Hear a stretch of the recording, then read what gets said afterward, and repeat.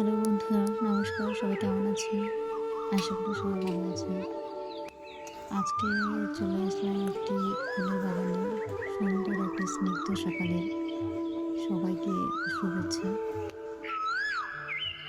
প্রাকৃতিক পরিবেশটা এতই সুন্দর, সবুজ শ্যামল চারপাশে। সকালে ঘুম থেকে উঠে মনে হয় যেন আমি স্বর্গরাজ্যে বেড়াতে আসছি। তার সাথে যদি এমন সুন্দর সুন্দর ফুল হয়, ফুল আমার অনেক প্রিয়। আজকে ঘুরে দেখাবো আমাদের বাড়ির পাশে ধান ক্ষেত। আমাদের জমিগুলো সব আমরা রোপণ করছি। ফলন ভালো আসছে, এখনো কাঁচা আছে, পাকে নাই। হয়তো আরও